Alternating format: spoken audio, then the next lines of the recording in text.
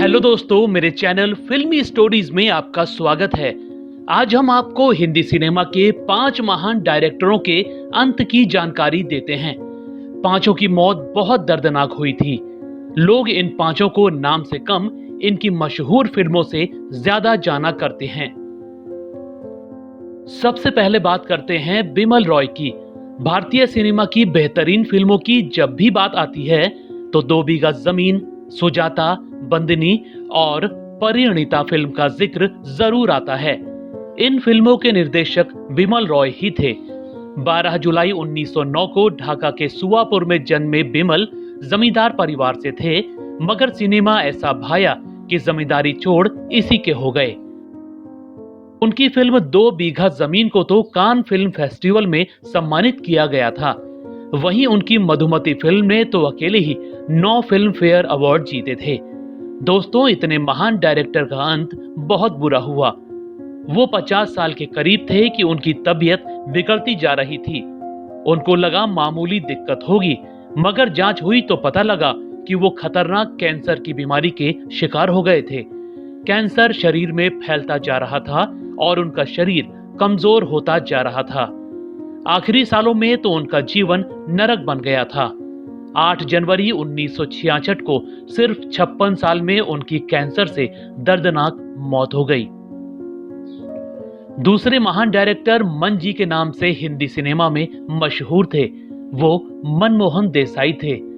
अगर प्रकाश मेहरा ने अमिताभ बच्चन को एंग्री यंग मैन बनाया था तो मन जी ने उनको बिग बी का रुतबा दिलाया। वो पैरामाउंट स्टूडियो के मालिक कीकू भाई देसाई के बेटे थे। 26 फरवरी 1937 को जन्मे मनमोहन सिर्फ 24 साल में डायरेक्टर बन गए थे। इसके बाद तो अमिताभ के साथ मिलकर मनमोहन देसाई ने वो कमाल किया जो बॉलीवुड में एक इतिहास है। अमर अकबर एंथोनी, परवरिश, सुहाग, नसीब, देश प्रेमी, कुली, मर्द, गंगा जमुना सरस्वती और तूफान जैसी फिल्मों ने अमिताभ को सुपरस्टार बना दिया था। ये सारी फिल्में मन जी की ही थी। इतना ही नहीं, राजेश खन्ना के साथ उनकी सच्चा झूठा और रोटी फिल्म हो या कपूर भाइयों के साथ राजकुमार, बदतमीज और ब्लफ मास्टर, सब सुपरहिट रहीं। अपने 29 साल के करियर में उन्होंने बस 20 फिल्में बनाई, जिनमें 13 सुपरहिट रहीं। दोस्तों, मन जी की मौत बहुत दर्दनाक हुई थी। मनमोहन और नंदा एक दूसरे से प्यार करते थे। उन्होंने पत्नी के मरने के बाद नंदा से सगाई भी कर ली थी। दोनों की शादी होने ही वाली थी कि अचानक एक बड़ा हादसा हो गया। मनमोहन 1 मार्च 1994 को घर की बालकनी में खड़े चाय पी रहे थे। वो लोहे की रेलिंग के सहारे खड़े थे कि अचानक रेलिंग उखड़ गई और वो बहुत ऊंचाई से नीचे गिर पड़े और वहीं पर उनकी तड़प तड़प कर दर्दनाक मौत हो गई। तीसरे बेमिसाल डायरेक्टर महबूब खान थे। देश को मदर इंडिया जैसी फिल्म देने वाले महबूब खान ही थे।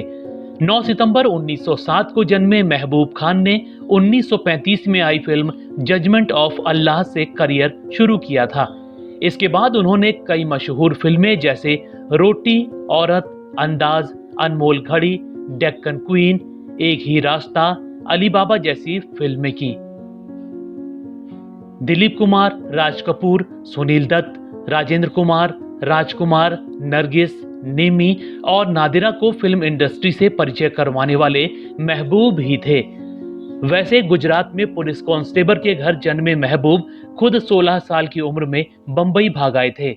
उनके पिता सिनेमा को पसंद नहीं करते थे, मगर महबूब की तो जान ही सिनेमा में बसी थी। दोस्तों, इस महान निर्देशक की मौत के बारे में जानकर आप चौंके बिना नहीं रह पाएंगे।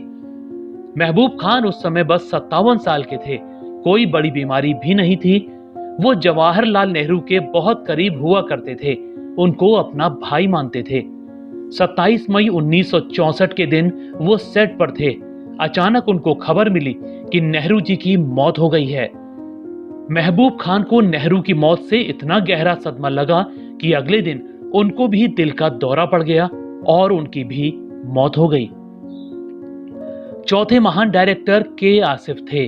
14 जून 1922 को यूपी के इटावा में जन्मे के आसिफ हिंदी सिनेमा में सन की डायरेक्टर के नाम से मशहूर हुआ करते थे। वो जो ठान लेते वो करके ही दम लेते। बॉलीवुड को मुगले आजम जैसी फिल्म देने वाले के आसिफ ही थे। दोस्तों, यही फिल्म उनकी मौत की वजह भी बनी।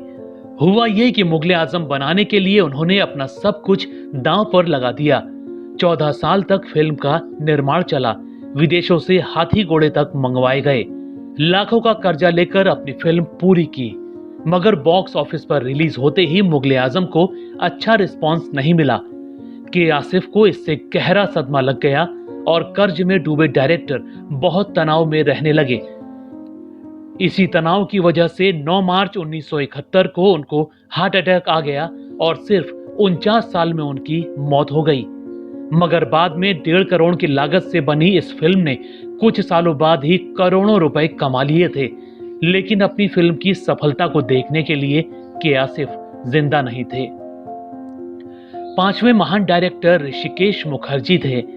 आनंद, गुड्डी, मिली, चुपके चुपके, सत्यकाम, गोलमाल, देवदास, अनाड़ी जैसी सदाबहार फिल्मों के डायरेक्टर ऋषिकेश मुखर्जी का जन्म 30 सितंबर 1922 को कोलकाता में हुआ था। वैसे तो वो वैज्ञानिक बनना चाहते थे, मगर किस्मत से उनको विमल रॉय मिल गए और वो डायरेक्टर बन गए।